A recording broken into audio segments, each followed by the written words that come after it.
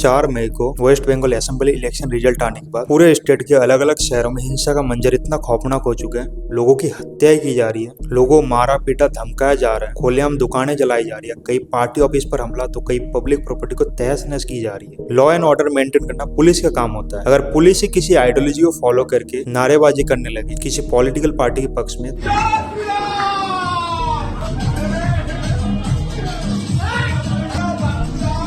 तो उस स्टेट के आम जनता का क्या असर होगा आने वाले समय में, अब कुछ सोचो। नरेंद्र मोदी ने कोलकाता में अपने भाषण के दौरान कहा, बदला नहीं बदलाव की बात होनी चाहिए।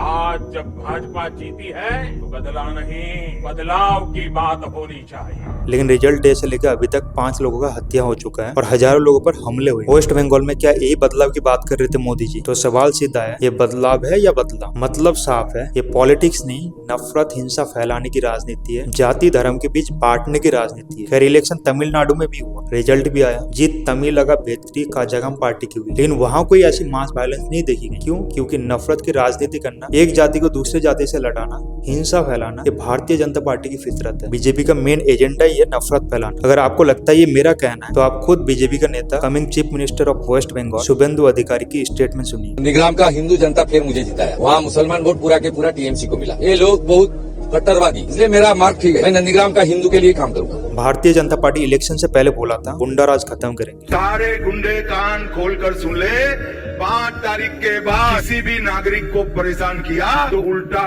लटका कर सीधा कर देगा। लेकिन ये खुद ही गुंडागर्दी पे उतर आए हैं। तो सवाल ये है, ये सच में गुंडा राज खत्म करने आए हैं या नए दौर का नफरती गुंडा राज शुरू करने? ऑलरेडी मणिपुर चल रहा है, क्या बंगाल की बारी है? क्या बीजेपी जिस भी स्टेट में अपना सरकार बनाएगा वो हर स्टेट ऐसे ही नफरती बाजार में तब्दील हो जाएगा? अगर वोट देने के बाद जनता घर से निकलने में डरने लगे तो ऐसे में इस देश के हर सिटीजन को सोचना चाहिए, सवाल करना चाहिए। अगर कोई पॉलिटिकल पार्टी ऐसी नफरती आइडियोलॉजी को लेकर चलती है तो इस देश को ऐसी सरकार की कोई जरूरत नहीं। ये सीधा सीधा हत्या है देश के डेमोक्रेसी की, देश के कॉन्स्टिट्यूशन की। क्या इसी देश को वर्ल्ड के सबसे बड़ी डेमोक्रेसी कहा जाता है? उत्तर प्रदेश, हरियाणा, आसाम, उत्तराखंड, जिन जिन स्टेट में बीजेपी की सरकार है उनमें नफरत किस हद तक घोला गया जाति धर्म के नाम पर, वो आए दिन सोशल मीडिया में देखते रहते हो। खैर वेस्ट बंगाल की जनता को डेवलपमेंट की जरूरत है, चाहे सत्ता में किसी पार्टी की सरकार हो, चाहे बीजेपी हो चाहे तृणमूल कांग्रेस हो। अगर पॉजिटिव पॉइंट को देखें तो अभी काफी स्ट्रॉन्ग ऑपोजिशन है। मुझे लगता है बीजेपी को भाषण नहीं काम करके दिखाना चाहिए और टीएमसी को ऑपोजिशन के तौर पर अपना रोल अच्छे से निभाना चाहिए।